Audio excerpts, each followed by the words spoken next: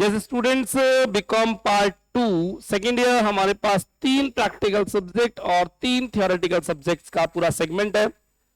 अगर हम second year पे ध्यान दें तो वेरी वेरी इंपॉर्टेंट क्लास आज हम शुरू करने वाले हैं, जो कि पूरे सेकेंड ईयर की सबसे इंपॉर्टेंट, सबसे इजी, सबसे इंटरेस्टिंग क्लास है। लेकिन उससे पहले हल्का सा सेकेंड ईयर का रिव्यू देना चाहूंगा आपको। स्टूडेंट्स आप नए नए जुड़े सेकेंड ईयर से, तो मैं अतिशय जैन, लेखा कॉमर्स क्लासेस से। सबसे पहले कुछ भी स्टार्ट करने से पहले हम बीकॉम पार्ट 3 में एंट्री पार्ट सेकंड्स में एंट्री मारने से पहले मेरे फोन नंबर मैं आपसे शेयर करना चाहूंगा 9983912345। कॉलिंग और व्हाट्सएप के लिए यूनिवर्सिटी रिगार्डिंग सभी समस्याओं का समाधान। जैसे आजकल आपके सामने बड़ी बड़ी समस्या चल रही है कि एबीसी आईडी क्या है, एक बहुत बड़ी समस्या है ना। दूसरी समस्या सबसे बड़ी आ रही है कि सर रिवैल्यूएशन का रिजल्ट कब आएगा।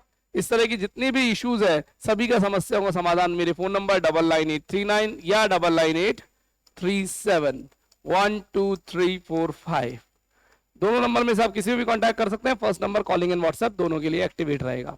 चलिए साहब सेकेंड ईयर की बात करते हैं। सब्जेक्ट की बात करने के लिए सबसे पहले कहूंगा, अगर आप नए जुड़े हमसे तो व्हाट्सएप पर, मेरे व्हाट्सएप नंबर पर आप स्टार रेटिंग और सब्जेक्ट की लिस्ट डिमांड कर ले, सब्जेक्ट लिस्ट। आपको इससे क्या होगा, सेकेंड ईयर का बेसिक्स सारी इंफॉर्मेशन आपको व्हाट्सएप पर मिल जाएगी। मेरा रिसेप्शन शेयर कर देगा आपको इस नंबर पे व्हाट्सएप करने से। तो सेकेंड ईयर के बच्चे प्लीज, हमारे पास सब्जेक्ट आप जानते हैं, सब्जेक्ट हमारे होते हैं 3, एबीएसटी, बीएडीएम और ईएएफएम, 3 सब्जेक्ट। सर पेपर्स कितने होते हैं? पेपर्स होंगे बच्चों सबके 2-2, overall 6। ABST first, income tax, the hardest longest interesting subject आयकर, इनकम टैक्स। नई बुक लानी है, पुरानी नहीं चलेगी, है ना। इनकम टैक्स की बुक हर साल चेंज होती है। आरबीडी न्यू बुक पे हमें जाना होगा, अभी नहीं आई है मार्केट में। मैं ये वीडियो रिकॉर्ड कर रहा हूं अगस्त फर्स्ट वीक, और अभी ये बुक मार्केट में नहीं आई है। सेकेंड बुक कॉस्ट अकाउंटिंग, लागत लेखांकन, इंटरेस्टिंग है, इजी है, और इसके लिए भी हमें आरबीडी पे जाना पड़ेगा। नई जाओ तो अच्छी बात है, पुरानी भी ला सकते हैं पर नई पर जाने का कोशिश करिएगा। बीएडीएम फर्स्ट सब्जेक्ट हमारे पास है कंपनी लॉ। पिछले साल तो अच्छा बिजनेस लॉ था, इस साल कंपनी लॉ, लाइफ टाइम काम आने वाला सब्जेक्ट। कंपनियों के ऊपर अकाउंट पूरी लॉ की इंफॉर्मेशन आएगी। सेकंड सब्जेक्ट हमारे पास आता है मैनेजमेंट। ये मैनेजमेंट आपने 12th में बीएसटी में पढ़ा हुआ है ना, मैनेजमेंट के प्रिंसिपल्स एंड ऑल, वही मैनेजमेंट का लार्ज लेवल है। ईएफएम में बात करें तो पहला सब्जेक्ट आता है economic environment in Rajasthan, economic environment in Rajasthan. और सेकंड सब्जेक्ट आता है हमारे पास एफएम, फाइनेंशियल मैनेजमेंट बोलते हैं, पूरा नाम एलिमेंट्स ऑफ फाइनेंशियल मैनेजमेंट, वित्तीय प्रबंध के मूल तत्व है, वैसे हम फाइनेंशियल मैनेजमेंट बोलते हैं, एफएम बोलते हैं।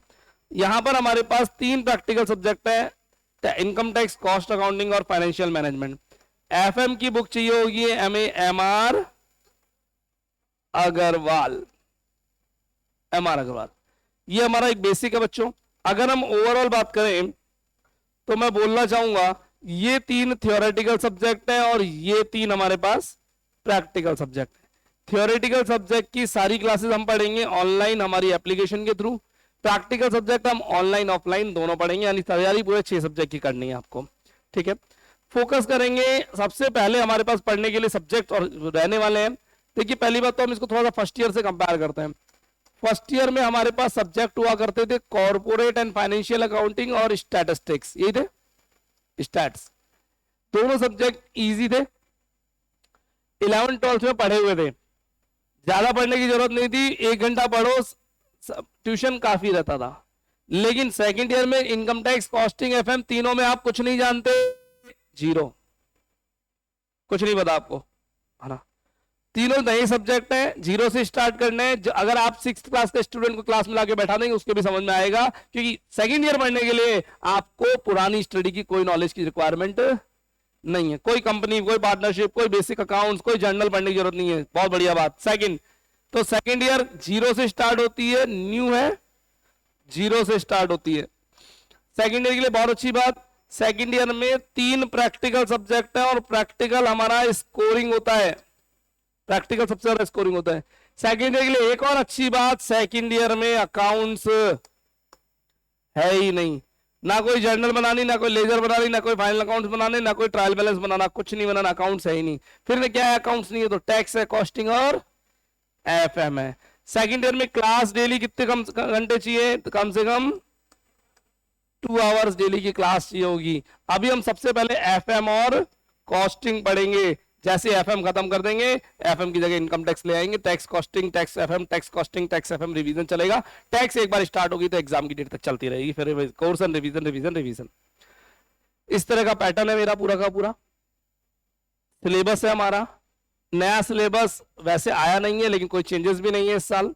हम पढ़ना शुरू करने जा रहे हैं हमारी बुक एफएम फाइनेंशियल मैनेजमेंट, लेकिन उससे पहले सब्जेक्ट की लिस्ट और स्टार रेटिंग व्हाट्सएप पर डिमांड करें, मेरे फोन नंबर 9983912345 पर। जल्दी से नंबर सेव करें जो नए बच्चे हमसे जुड़े हैं, और केवल इतना से लिख दीजिए स्टार रेटिंग और सब्जेक्ट लिस्ट, रिसेप्शन आपको सब शेयर कर देगा। चलिए, ये तो हुई एक बात। अब बात करते हैं आज की क्लास। हम शुरू करने जा रहे हैं सबसे पहले एफएम। एफएम सबसे आसान है, उससे थोड़ी हार्ड कॉस्टिंग और टैक्स थोड़ी और हार्ड। एफएम फाइनेंशियल मैनेजमेंट, पैसे मैनेज करना। आप स्टूडेंट्स, में आपको बोलना चाहूंगा सबसे पहले अपनी बुक के फर्स्ट पेज पे लिखो, finance is a life blood, Hindi में भी लिखाऊंगा मैं, finance is a life blood for a business. अगर आप हिंदी मीडियम स्टूडेंट हो तो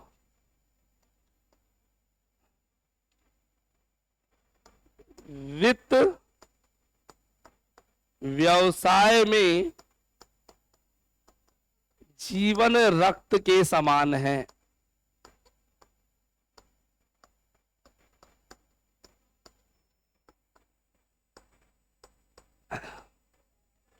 एग्जाम में जब आप आपकी कॉपी स्टार्ट करेंगे तो सबसे पहली कोटेशन ये होनी चाहिए, यहां से आपका आंसर शुरू होगा।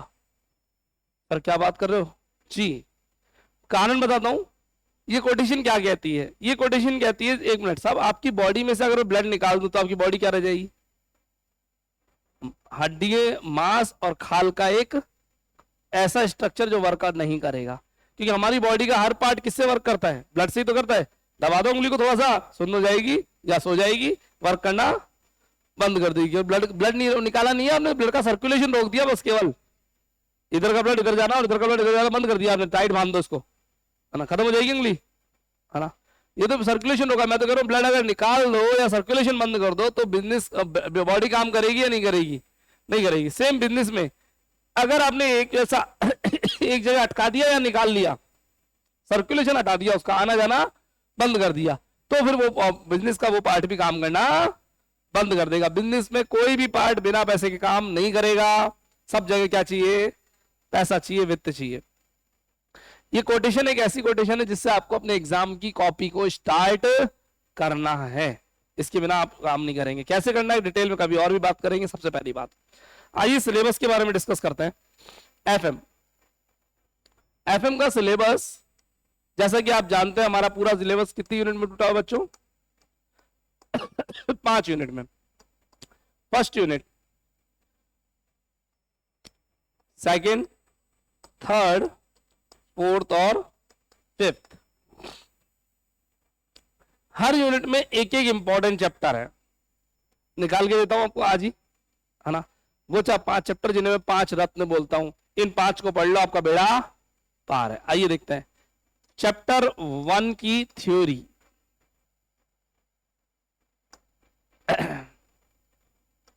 मैं 5 यूनिट के 5 रत्न बता रहा हूं आपको, 5 रत्नास। लिखना शुरू करें प्लीज, हल्का हल्का लिखते रहे। वो कोटेशन नहीं लिखी आपने, लिखी? हाँ लिखिए प्लीज, लिखिए बुक। सेकेंड यूनिट में एक चैप्टर लिखते हैं अपन, रेशियो एनालिसिस। नाम तो सुना ही होगा, 12th क्लास में पढ़ा हुआ है, लेकिन 12th क्लास से लेवल थोड़ा हाई है।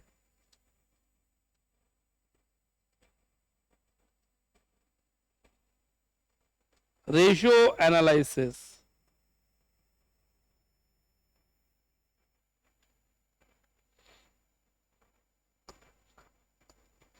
Cost volume profit analysis, cost volume profit analysis,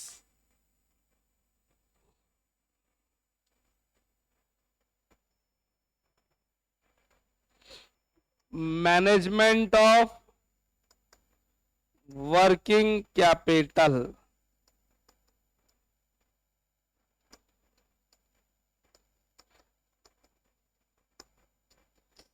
capital budgeting, और यहां पर एक management of inventory, capital budgeting और मैनेजमेंट ऑफ इन्वेंट्री। चैप्टर 1 की theory, ratio analysis, cost volume profit analysis, management of working capital, capital budgeting, और एक और chapter यहां पे ऐड ऑन किया मैंने, मैनेजमेंट ऑफ इन्वेंट्री। ये ऐसे चैप्टर हैं, इन 5-6 चैप्टर को पढ़ लीजिए, इनके बाहर बहुत कम चांसेस कहानी बनती है, इनसे पढ़ते चैप्टर खत्म। सर कितने चैप्टर्स हैं हमारे सिलेबस में? ओवरऑल आपके इंडेक्स में 15 चैप्टर दिख रहे होंगे। इंग्लिश मीडियम बुक्स प्लीज एक चैप्टर अपने सिलेबस से काट दीजिए, कॉस्ट ऑफ कैपिटल नीचे नीचे दिखेगा। English medium books, Hindi medium में ओके है, हिंदी मीडियम में पूरा सिलेबस ओके है, इंग्लिश मीडियम में एक चैप्टर एक्स्ट्रा दिया हुआ है, कॉस्ट ऑफ कैपिटल सिलेबस में नहीं है, काट दीजिए। चलिए शुरुआत करते हैं। आज एक सबसे इंपॉर्टेंट बात बताता हूं, सुनो। इस पूरी बुक में आप कहीं से भी कोई भी चैप्टर पढ़ना शुरू कर सकते हैं, मतलब एक चैप्टर का दूसरे चैप्टर से लिंक नहीं है। यानी कपिल शर्मा के शो की तरह, जहां से देखना शुरू करो वहीं से समझ में आना शुरू हो जाएगा। पिछला एपिसोड देखने की जरूरत होती है कि कपिल शर्मा के शो के लिए? बताओ, हम खाना खाने बैठते हैं, कपिल शर्मा शो चलाया, जहां से देखना शुरू किया वहीं से समझ में आना शुरू हो जाता है, पिछला एपिसोड देखने की कोई रिक्वायरमेंट नहीं होती। ऐसे ही यहां पर भी कोई भी पढ़ना चैप्टर पढ़ना चाहो पढ़ सकते हो। मैं मजे की बात बताऊंगा बच्चों, 2 चैप्टर ऐसे हैं जो कि कॉस्टिंग की बुक में भी है और एफएम की बुक में भी। अभी मैंने पढ़ाना शुरू नहीं किया है, मैं इधर उधर की बातें कर रहा हूं, जरूरी है। 2 चैप्टर एक ऐसे हैं, एक तो कॉस्ट वॉल्यूम प्रॉफिट एनालिसिस और एक मैनेजमेंट ऑफ इन्वेंट्री।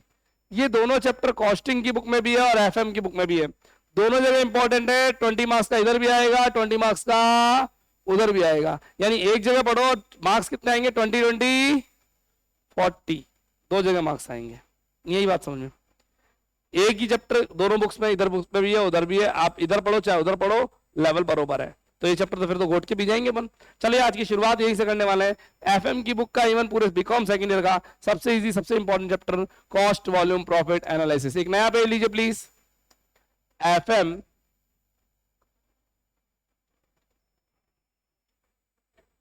चैप्टर का नाम cost volume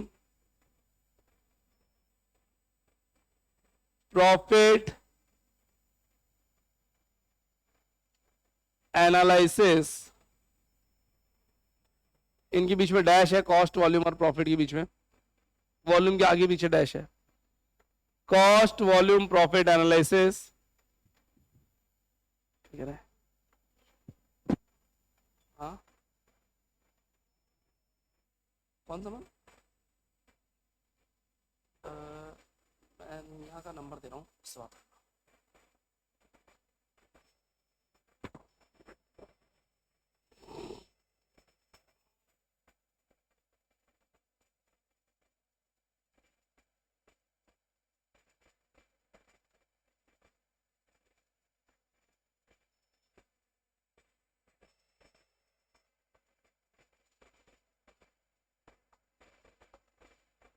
cost volume profit analysis बच्चों चैप्टर का एक और नाम है, चैप्टर का एक और नाम है, वो भी लिखें please, break even analysis. Hindi बोलो, लागत मात्रा लाभ विश्लेषण है, लागत मात्रा और लाभ विश्लेषण। ऐसे रफली लिख रहा हूं, मुझे कोई मतलब नहीं हिंदी में यहां पे लिखने से। और समविच्छेद विश्लेषण, ब्रेक इवन एनालिसिस, समविच्छेद विश्लेषण। एक और नाम है, अरे अरे सुनो, क्या आपके एक से ज्यादा नाम हो सकते हैं? हाँ, हमारे कई नाम है। पापा अलग नाम से बुलाते हैं, मम्मी अलग नाम से बुलाती है, दीदी अलग नाम से बुलाती है, बाहर वाली दीदी अलग नाम से बुलाती है, पर्सनल नाम, है ना। और फिर उसके बाद इंस्टा वाला नाम, फेसबुक वाला नाम, स्वीटी, क्यूटी, टाइगर, नाम क्या आगे लगा देता, है ना। हद जब पूरी होती है, जब नाम के आगे लगाने, स्वीट पॉइजन, है ना, मीठा जहर, आ जाओ, है ना। तो एक व्यक्ति कई नाम हो सकता है, हमारा चैप्टर भी अलग अलग नाम से आपके सामने आता है। एक और नाम इसी का, ओहो हो, मार्जिनल कॉस्टिंग। तीन नाम है, तीनों लिख लीजिए। मार्जिनल कॉस्टिंग, सीमांत लेखांकन, सीमांत लेखांकन, सीमांत। चैप्टर स्टार्ट करने से पहले बोलना चाहूंगा, चैप्टर कॉस्टिंग में भी है और एफएम में भी है। एफएम में इन दो नामों से पुकारा जाता है, कॉस्टिंग में इस नाम से जानते हैं। लिख लीजिए प्लीज। हमारी एफएम की यूनिट नंबर 3 में है। चैप्टर पर स्टार 5 लगे हुए हैं। चैप्टर 20 मार्क्स का 2 जगह आएगा, तो चैप्टर कितने का हो गया? 40 marks, 20 costing, 20 FM. Chapter easy नहीं है, चैप्टर वेरी इजी है। चैप्टर इंपॉर्टेंट नहीं है, चैप्टर वेरी इंपॉर्टेंट है। चैप्टर थियोरेटिकल है या प्रैक्टिकल? पूरा का पूरा प्रैक्टिकल। लिख लीजिए सारी बातें चैप्टर के बारे में, नोट करें प्लीज, नोट करें। मजेदार चैप्टर है, बड़ा इंटरेस्टिंग चैप्टर है। नोट करें प्लीज, नोट करें।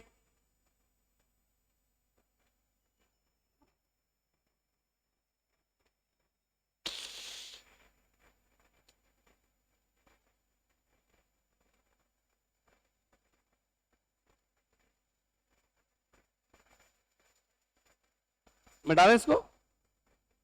चलिए, चैप्टर फॉर्मूला बेस है बच्चों, सुनने जाना ध्यान से। फॉर्मूले मेरे वाले चलेंगे, बुक वाले मत चलाना। बुक वाला हार्ड तरीके से सॉल्व करता है। अगर हमें हार्ड ही पढ़ना होता तो फिर बुक से पढ़ लेते, यहाँ आने की जरूरत थी। अगर यहाँ आए तो फिर पढ़ेंगे easy easy, interesting interesting interesting interesting, important important. करें शुरू, चलिए सुनना ध्यान शुरू करेंगे बच्चों। सेल्स प्राइस में से मैं अगर वेरिएबल कॉस्ट हटा दूं, क्या होती है बताएंगे अभी। तो आता है कंट्रीब्यूशन। क्या आता है? कंट्रीब्यूशन। कंट्रीब्यूशन में से अगर मैं फिक्स्ड कॉस्ट हटा दूं तो आता है बच्चों प्रॉफिट। Profit profit. इस सेल्स प्राइस को सेल्स कर लो, ज्यादा अच्छा है। सेल्स में से वेरिएबल कॉस्ट हटा दे। यस, अभी सही है सर। ये होता क्या है जरा सुनना। ये एक ऐसा चैप्टर जिसकी नॉलेज रोड पे खड़े हुए, जो रोड की रेड लाइट पर आपने कभी कुछ बच्चों को टॉयज बेचते हुए देखा होगा। रेड लाइट पर कुछ खिलौने बेचते हुए लोगों को देखा है, गुब्बारे बेचते हुए लोगों को देखा है, उनको भी चैप्टर बहुत अच्छे से आता है? वो तो कभी स्कूल ही नहीं गए, सेकंड ईयर कहां से पढ़ ली उन्होंने बिना स्कूल गए, बिना सेकंड ईयर पढ़े, बिना किताबी ज्ञान के उनको ये चैप्टर बहुत अच्छे से आता है। कब किस प्रोडक्ट की क्या प्राइस रखनी है आता है, नहीं आता उन्हें? बहुत अच्छे से आता है। कब 1 के 4 करके बेचना है, वो ऐसे नहीं बोलते 25 रुपए का एक, बोले 100 के 4 ले लो, ताकि 4 पीस बिके एक साथ। मैं सुबह सुबह निकलता हूं उसी रेड लाइट से, मेरा ब्रेक लगता है, एक लड़का मेरी खिड़की खड़खड़ाता है, मैंने खिड़की का विंडो नीचे करता हूं, भैया खिलौना ले लो। मैंने कितने का? बोले 140, 140 रुपए। बोले आपको सही लगा देंगे। रियल में वो खिलौना मार्केट में 30 रुपीज का मिलता है, 30 रुपीज का। मैं कार वाला हूं ना, तो मेरे को कितने का रेट लगाया? 140। सोचो मैंने अगर 100 रुपए में भी वो खरीद लिया तो भी उसके तो मजे हो गए नहीं हो गए? पहले दिन के कस्टमर थे, मोटी कमाई कमा ली एक से। और एक रेड लाइट पे कितनी सारी कारें, और दिन भर में कितनी सारी रेड लाइट्स, एक ही रेड लाइट पे कितनी बार कारें रुकेंगी, और कितने लोग पोपट बनते चले जाएंगे। बेच सकता है, बेच सकता है आराम से। और बच्चा साथ में हो कार में और बच्चे ने जिद कर ली तो फिर तो लेना पड़ेगा मेरे को। और डिसीजन लेने के लिए कितना टाइम है? 30 सेकेंड्स, रेड लाइट। इतने में मेरे को पैसे भी देने हैं, प्रोडक्ट भी लेना है, बच्चे की जिद भी माननी है। और वो सामने चला चला के दिखा रहा है उस खिलौने को, अट्रैक्ट कर रहा है। उसको माल बेचना आता है, उसको कैलकुलेशन निकालना आता है। सुबह गया तो उसने बोला 140 सही लगा देंगे, मैंने नहीं लिया, अपन मिरर ऊपर करके निकल लिए। शाम को अपन उसी रूट से वापस आ रहे थे, शाम को बोलता है भैया टक टक टक, बोले खिलौना ले लो। उसको नहीं पता मैं वही बंदा हूं जो सुबह आया था, क्योंकि दिन भर में उसको हजारों कारें निकलती है, वो भूल जाता है शक्लें, उसको थोड़ी याद रहती है। मैंने कितने का दे रहा है? बोले 70। सुबह की प्राइस अलग थी, शाम की प्राइस अलग। मैंने कहा 30 का दे दे। नहीं भैया, एक काम करो 100 के 2 ले लो। 70 का एक, मैंने कहा 30 का एक दे दे। वो एक नहीं दे रहा, अब 100 के 50, मैंने कहा 50 का एक, बोले नहीं 100 के 2। 2 बेचना चाह रहा है वो, क्योंकि 100 दे बेच के 2 बेचने में उसको भी दोनों पे प्रॉफिट होगा। क्योंकि 30 का तो मार्केट में मिलता है अभी तो। और सुनो, उसके 30 का थोड़ी आया होगा। मैं बाजार में जाऊं मेरे को 30 का मिलेगा, वो 30 का मिलेगा, वो तो बोरा भर के लाया होगा, एक साथ सस्ता लाया होगा ना, है ना। उसको अभी भी बहुत सारा प्रॉफिट है। मैंने कहा 30 का दे दे। बोले नहीं भैया, नहीं नहीं नहीं नहीं। लास्ट में रेड लाइट खत्म होती गई, उसने एक टॉय मेरी खिड़की से अंदर डाल दिया। बोले पैसे आगे दे देना, कोई बात नहीं। ग्रीन लाइट हो गई, मैंने ग्रीन लाइट आगे जाकर कार रोकी। मैंने कहा आ जा, पैसे तो ले जा भाई। मैंने कितने का दे रहा? भैया 50 दे दो प्लीज। मैंने कहा नहीं 30। अपन अड़े हुए हैं। उसने मुझे 30 में दे दिया, 30 मुझे दे दिया, अपन 30 में लिया है। थोड़ी देर बाद मेरी वाइफ घर पे पहुंची। बोले मैं आज के लिए टॉय लाई हूं। मैंने कौन सा लाई हो? बोले ये। मैंने कहा दत्त तेरी, सेम मैं ले आया। बोले आप कितने का लाए हो? मैंने कहा 30 का। बोले बन गए बेवकूफ, मैं 20 का। बोले भाई साहब, मैं 130 से 30 लाया हूं मैडम, 130 से 20 ले आई। मैंने ऐसे तो हो ही नहीं सकता, मैंने बाजार में 30 का मिलता है। बोले देखो 30 का बाजार में मिलता है, उस लड़के के 30 का आया नहीं था, उसके 20 का आया था, मैंने 20 में ही खरीद लिया। मैंने कहा ए उसको प्रॉफिट? बोले उसने अपना प्रॉफिट छोड़ दिया मेरे लिए। मैंने इतना कैसे मेहरबान हो गया तेरे ऊपर वो? मैंने मैं ही नहीं हूं इतना तो मेहरबान, है ना। बोले अगर वो लड़का ये प्रोडक्ट रख लेता तो शाम हो गई थी, अंधेरा हो गया था, रात को स्टॉक कहां रखता? दिमाग लगा ना, रात को स्टॉक कहां रखता? क्योंकि वो लड़का रेड लाइट पे टॉय बेचता है, उसका कोई घर बार नहीं है, फुटपाथ पे सोता है या कि झुग्गी झोपड़ी में सोता है, और वहां पर चोरी चकारी का चांस ज्यादा है। चोरी नहीं होगी, पानी आ गया तो ठीक है। तो उसने मुझे 20 वाला 20 में बेच दिया, क्योंकि रात को उसको स्टॉक अपने घर लेके नहीं जाना था और उसको पैसा एनकैश करना था। सोचो 20 रुपए का टॉय रखेगा, अगले दिन फिर रेड लाइट पे सेम टॉय लेके जाएगा। वही कार वाले जो कल आए थे वही कार वाले आज फिर आएंगे, क्या वो प्रोडक्ट बिकेगा? रोज प्रोडक्ट चेंज करना पड़ेगा, नहीं करना पड़ेगा? इसको चेंज करना पड़ेगा। तो ये क्या चाहता है? 20 रुपए के मेरे को आज की रेट में 20 या 20 से वो जो मिल जाए वो ठीक। शाम को उसने 20 वाले को 20 में नो प्रॉफिट नो लॉस पे भी बेचा है, लेकिन घर पे पैसे लेके गया है या माल लेके गया है? पैसे लेके गया है, घर पे माल लेके नहीं गया, क्योंकि स्टॉक कहां होल्ड करे? रात को बारिश आ गई तो, पुलिस वाले आ गए तो, किसी ने चोरी कर ली तो, रात को कहीं पे भी सोने का कुछ पता नहीं है। खुद को संभालेगा, अपनी घर को संभालेगा, स्टॉक को संभालेगा, तो स्टॉक मेंटेन नहीं करता, डेली खरीदता और डेली बेचता है, चाहे कितने में बेच के निकल जाए। 20 वाला 18 में नहीं बेचा, उसने लॉस नहीं खाया। 20 वाला 20 में नो प्रॉफिट नो लॉस में बेच के निकल गया, लेकिन रात को कैश कन्वर्ट किया। अगले दिन सुबह सुबह दुकान खुलते दुकान पहुंचा, भैया आज कुछ नया दिखाओ। और अब की बार वो एक नया टॉय लेके फिर आया हमारी कार के सामने, फिर हमने जिद करी, हमारे बच्चे ने जिद करी, ले साहब, फिर कार वालों को नया प्रोडक्ट चिपकाया। रोज नया प्रोडक्ट लाता है, नया बेचता है, नया कमाता है। कब क्या प्राइस रखनी है उसको पता है, किस पर अटैक करना है। टॉयज होगा तो बच्चों पर अटैक करेगा। एक दिन टॉयज नहीं मिले, रोज ले आया, अब रेड लाइट पे नहीं, अब तो गार्डन चलेंगे। जैसे भैया दीदी दिखे, दीदी प्लीज, दीदी ने जिद करी, भैया फेल। 20 वाला रोज 50 में बिकेगा या नहीं बिकेगा? क्योंकि जिद किसने करी है? दीदी ने जिद करी है। भाई कपल जान दिखे वहीं पे रोज लेके पहुंच गया हो तो, हाँ। अगले दिन कपल उसके पास रोज नहीं मिले, न्यूज़पेपर ले आया, जहां बूढ़े अंकल दिखे वहीं अखबार लेके अंकल शाम का अखबार। सो जानता है कौन सा प्रोडक्ट किसके टेस्ट का है, क्या प्राइस रखनी है, कितने में बेचना है, क्योंकि उसको अपना पेट पालना है। तो एक मैं क्या कहना चाह रहा हूं, एक ऐसा चैप्टर जो कि रेड लाइट पे खड़े हुए भिखारी को बहुत अच्छे से आता है। चैप्टर को पढ़ने की जरूरत नहीं है, प्रैक्टिकल काम कर लोगे चैप्टर आ जाएगा। और ऐसा कोई बिजनेसमैन नहीं जिसको ये चैप्टर ना आता हो। और आपके लिए क्यों इंपॉर्टेंट है मैं बोलना चाहूंगा, आज से कुछ दिन बाद आपको भी जॉब करनी है, बिजनेस करना है। जॉब करोगे या बिजनेस करोगे, पहले दिन से ये चैप्टर आना चाहिए। मैं तो कहता हूं सब बिजनेस करना, मैं चाहता हूं आप सब लोग बिजनेस करें, जॉब कोई ना करे। मैं चाहता हूं आप जॉब लेने की जगह 10 जनों को 8 जनों को अपने नीचे रखो, अंडर में रखो, सैलरी 50,000 लेने की जगह 4 लाख की सैलरी महीने की बांटो, कम से कम। सैलरी लेना अच्छा है या बांटना अच्छा है? बांटना अच्छा है, कि बांटेंगे तभी जब हम कमाएंगे, है ना। मैं चाहता हूं आप एक बिजनेसमैन बनो, तो उस दिन ये चैप्टर आपके काम का आएगा। और चलो ना खुदा ना खास्ता आप बिजनेसमैन नहीं बने, आपके अंदर एंटरप्रेन्योरशिप का गुण नहीं है, आप जॉब कर रहे हैं, बहुत अच्छी बात है, कोई दिक्कत वाली बात नहीं है। लेकिन जॉब भी करोगे तो भी किसी सेठ के लिए जॉब करोगे, कोई ना कोई आपका ऑनर होगा, और वहां पर भी आपको ये चैप्टर काम में आएगा। तो प्रैक्टिकल लाइफ में भी आएगा और थ्योरेटिकल लाइफ में। आज की बात करें तो कॉस्टिंग में है, एफएम में है, दोनों में है, दोनों में है। कॉस्टिंग में भी है और एफएम में भी है। चैप्टर कितने मार्क्स का? 20 चैप्टर कितने मार्क्स का हो गया?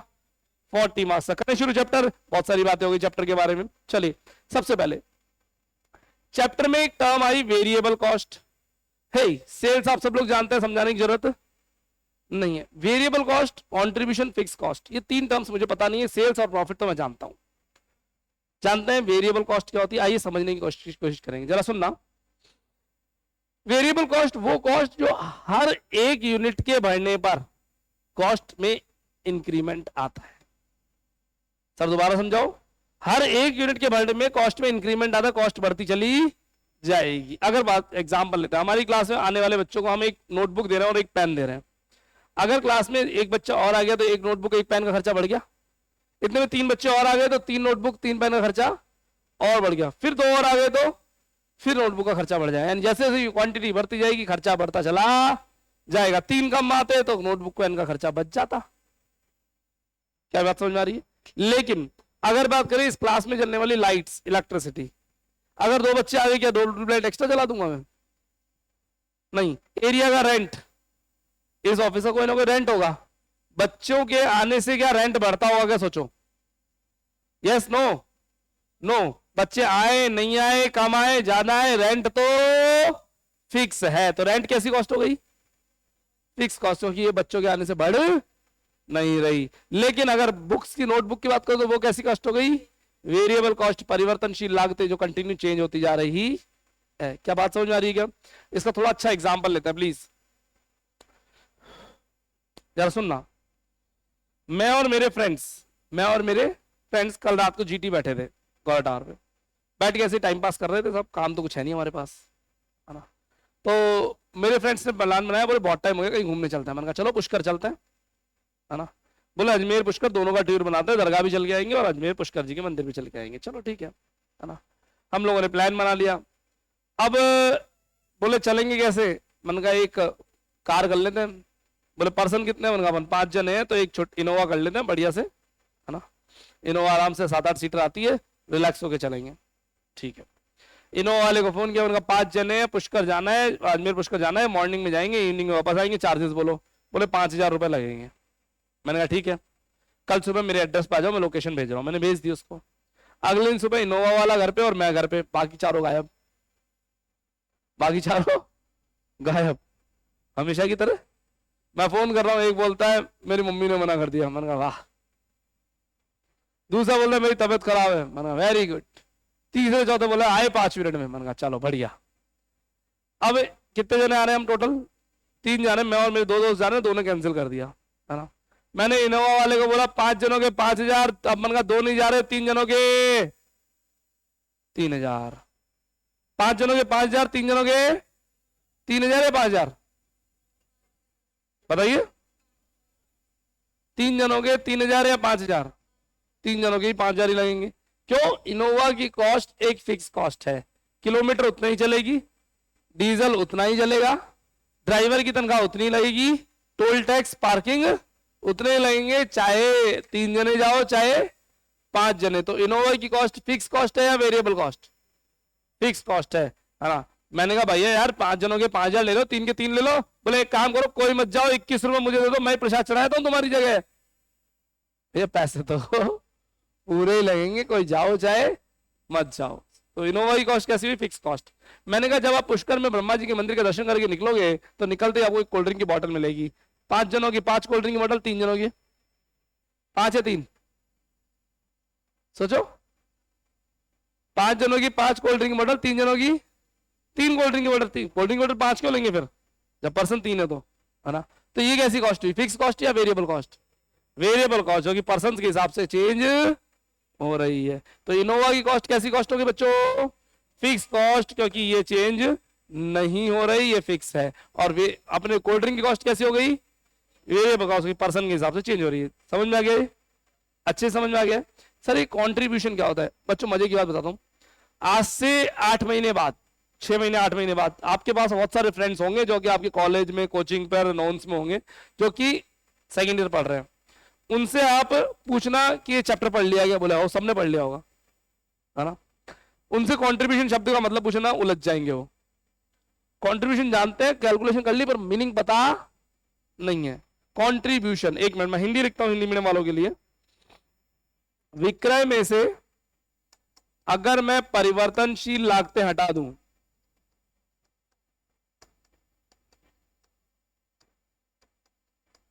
तो हमारे पास आएगा अंशदान, कंट्रीब्यूशन। अंशदान में से स्थिर लागतें हटा दे, फिक्स कॉस्ट, तो हमारे पास आएगा बच्चों लाभ की प्राप्ति होगी। आ रहा है समझ में? सुनेगा प्लीज। ये कंट्रीब्यूशन यानी अंशदान क्या है, इसको अच्छे से समझेंगे। फिक्स कॉस्ट, वेरिएबल कॉस्ट आगे क्या, कंट्रीब्यूशन समझते हैं। जरा सुनना, मैंने आपसे फीस ली रुपए 10,000, 10,000। जो 10,000 आपसे लिए वो मेरी क्या हो गई बच्चों? सेल्स। आप पर ही खर्च कर दिए कुछ पैसे। आपको एक बैग दे दिया, एक किट दे दी, कुछ बुक्स दे दी, कुछ नोट्स दे दिए। आप पर 4,000 रुपए मेरे खर्च हो चुके हैं। बच गए कितने पास? मेरे पास 6,000। क्या ये 6,000 मेरा प्रॉफिट है? नहीं, ये 6,000 मेरा प्रॉफिट नहीं है, अभी और खर्चे होने हैं। इस एरिया का रेंट है बच्चों 1 लाख रुपए महीना। वो 1 लाख रुपए महीना भी तो आप लोगों से निकालूंगा, निकलेगा नहीं निकलेगा? निकलेगा। तो इनसे कहा कि आपके पैसे बचे अपने पास कितने? 6,000 माइनस 1 लाख, तो तेरी फिक्स कॉस्ट भी तो निकालूंगा भाई। 10,000 आपसे लिए, 4 आप पे खर्च कर दिए, बचे कितने? 6। 1 लाख रुपए रेंट दिया, वो भी आपसे निकालूंगा, माइनस कर लूं 1 लाख। सही लग रहा है या अटपटा लग रहा है? अटपटा, गड़बड़ है। क्या गड़बड़ है? 1 लाख रुपए सर इस अकेले से थोड़ी लोगे, सारे बैठे सबसे लो, और सारे बैच आते हैं सबसे लो, सब पे डिवाइड कर दो, सब पे डिवाइड कर दो। बात समझ में आ रही है? तो 1 लाख रुपए मान लीजिए मेरे यहाँ पर टोटल बच्चे आते हैं, बच्चों सुनना, 20 बच्चे आते हैं, टोटल स्टूडेंट है 20। 1 लाख रुपए को 20 बच्चों से डिवाइड किया तो 5,000 रुपए आ गया। यानी आप मेरे रेंट के लिए कॉन्ट्री करोगे कितने? 5,000 रुपए। टोटल 20 बच्चे आते दिन भर में मेरे पास, 20 बस। तो 1 लाख रुपए को 20 से डिवाइड किया तो 5,000 रुपए रेंट एक जने का हो गया, हो गया नहीं हो गया? तो यहां पे मैं माइनस कितना करूंगा? 5,000 माइनस कर दूं तो ये 5,000 रुपए मेरा रेंट है, रेंट के लिए आपने कॉन्ट्री किया है। 5,000 रुपए रेंट है, रेंट के लिए आपने कॉन्ट्री किया है। कॉन्ट्री करना समझते हो? कॉन्ट्री करना समझते हो? पार्टिसिपेट करना। तो 6,000 रुपए एक ऐसा अमाउंट था जो कि कॉन्ट्रीब्यूशन के लिए अवेलेबल था। आपने 5,000 उसमें से रेंट के लिए कॉन्ट्री कर दिया, बचा 1,000 मेरा क्या बच गया बच्चों? प्रॉफिट। तो फिक्स कॉस्ट का कोई हिस्सा जो मैं आपसे ले रहा हूं वो फिक्स कॉस्ट है, और उस जो टोटल अमाउंट अवेलेबल है वो क्या है? कॉन्ट्रीब्यूशन के लिए अवेलेबल 6,000 रुपए थे, 6 में से 5 मैंने, अच्छा 20 की जगह 40 बच्चे आते तो 2,500 रुपए कॉन्ट्री आता सबका, है ना। लाख की जगह 100 बच्चे आते तो 1,000 रुपए कॉन्ट्री आता सबका, 1,000 माइनस कर लेते, बाकी 5,000 प्रॉफिट बच जाता। यानी कॉन्ट्रीब्यूशन एक ऐसी राशि जो कि फिक्स कॉस्ट के कॉन्ट्रीब्यूशन के लिए अवेलेबल है। क्योंकि फिक्स कॉस्ट एक जने से लेंगे, सबसे लेंगे, जल्दी बताओ, सबसे लेंगे तो सबसे डिवाइड कर देंगे, है ना। तो नॉलेज के लिए बताया, कोई पूछने वाला नहीं है आपसे ये बातें, हटा दो उसको। अपने को पेज पे लिखना शुरू करेंगे, S minus V equal to C minus F equal to P. एक में ब्रेक ब्रेक ब्रेक ब्रेक, रुको। मान लेते हैं एक प्रोडक्ट में बेचता हूं बच्चों 100 रुपए का, 40 रुपए मेरी वेरिएबल कॉस्ट है, बचे कितने मेरे पास 60, ठीक है। फिक्स कॉस्ट है मेरी 50, नहीं सॉरी गड़बड़ हो गया गड़बड़ हो गया, रुको रुको अच्छे से करूंगा। 20 रुपए मेरी वेरिएबल कॉस्ट है, कंट्रीब्यूशन आ गया 80, फिक्स कॉस्ट मेरी 50 रुपए है, प्रॉफिट बच गया मेरे पास 30। ये समझ में आता है क्या? नहीं आया समझ में? 20 रुपए का एक बर्गर बनाता हूं, 100 रुपए का बेचता हूं, 20 रुपए वेरिएबल कॉस्ट, 50 रुपए मेरे एरिया का रेंट, स्टाफ की सैलरी, एम्बियंस, उसके पैसे होंगे नहीं होंगे, बिजली का बिल है ना, 50 रुपए उसके हो गए, फिक्स कॉस्ट हो गई, 20 रुपए वेरिएबल कॉस्ट, 70 रुपए का माल है, 30 रुपए प्रॉफिट। कैलकुलेशन कॉपी करें, एज इट इज सब कुछ लिखना है। अगर आप हिंदी मीडियम के स्टूडेंट है सब कुछ लिखेंगे, अगर आप इंग्लिश मीडियम के स्टूडेंट है तो हिंदी छोड़ के बाकी सब कुछ लिखेंगे।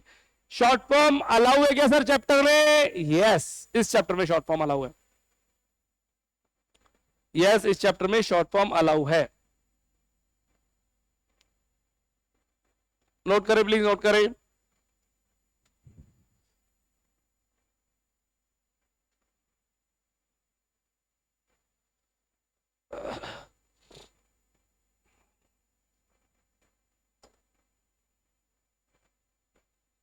ये मैडम ने दिया।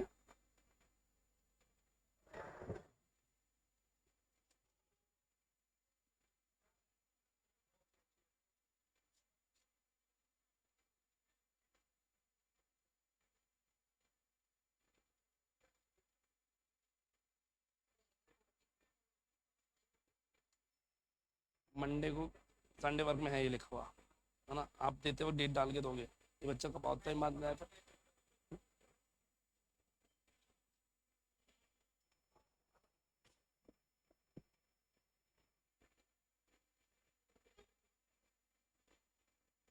नोट करें प्लीज, नोट करें। आज की क्लास में कुछ खास नहीं पढ़ाया, लेकिन हाँ बेस बनाने के लिए जरूरी है, क्योंकि आप बहुत लंबे टाइम बात पढ़ना स्टार्ट कर रहे हैं।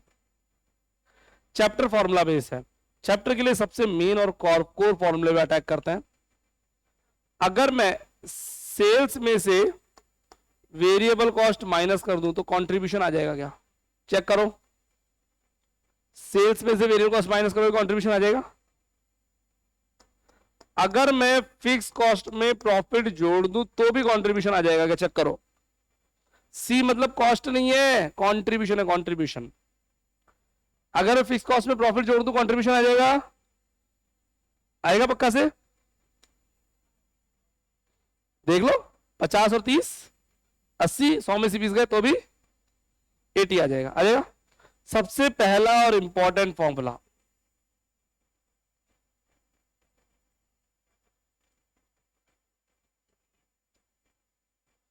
सबसे पहला और important formula PV ratio, full form profit volume ratio. Formula है C upon S into 100, answer percentage में आएंगे। C upon S into 100, answer percentage में आएंगे। नोट करें प्लीज बॉक्स में बना करके। हिंदी में लाभ मात्रा अनुपात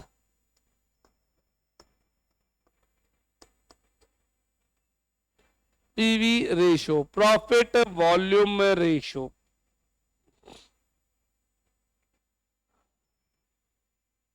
कंट्रीब्यूशन का परसेंटेज बताता है किस पर? सेल्स पर। अभी यहां पे कंट्रीब्यूशन 80% है सेल्स का, कंट्रीब्यूशन का परसेंटेज बताता है किस पर? सेल्स पर। कि हम 100 रुपए का माल बेचेंगे तो कितना पैसा कंट्रीब्यूशन के लिए अवेलेबल होगा? बोले 80% पैसा अवेलेबल हो जाएगा। वापस समझते हैं, सुनो इधर। सेल्स प्राइस अगर 500 रुपए है, वेरिएबल कॉस्ट 200 रुपए है, तो कंट्रीब्यूशन कितना होगा? 300 रुपए। तो मैं ऐसा कह सकता हूं जितने माल बेच रहा हूं उसका 60% 300 होता है, 60% कंट्रीब्यूशन के लिए अवेलेबल है। ये फॉर्मूला ये बताता है। सुनो, इस फॉर्मूले का नाम मैंने रखा हुआ है एडमिट कार्ड फॉर्मूला। क्या बोला? Admit card formula. क्यों बोला एडमिट कार्ड फॉर्मूला? इस फॉर्मूले के बिना इस चैप्टर के एक भी क्वेश्चन में एंट्री संभव नहीं है। ऐसा कोई क्वेश्चन नहीं है, ऐसा एक भी क्वेश्चन नहीं है जो इस फॉर्मूले के बिना हो जाए। हर चैप्टर, इस चैप्टर के हर क्वेश्चन में आपको बिना पूछे ये फॉर्मूला सबसे पहले ब्लाइंडली आंख बंद करके लगा देना है। क्वेश्चन ने पूछा हो या नहीं पूछा हो, सबसे पहले कौन सा फॉर्मूला लगा दोगे? PV ratio. पूछा हो या नहीं पूछा, लगा देना है, तो ये क्वेश्चन इसके बिना सॉल्व होगा ही नहीं। सर एडमिट कार्ड नाम क्यों रखा? एक मिनट, एग्जाम में एडमिट कार्ड ले जाने के लिए बोला जाता है या पता होता है लेके जाना है? पता होता है लेके जाना, बोले चाहे ना बोले, है ना, आपको लेके जाना है। और बिना एडमिट कार्ड के क्या एग्जाम में एंट्री संभव है?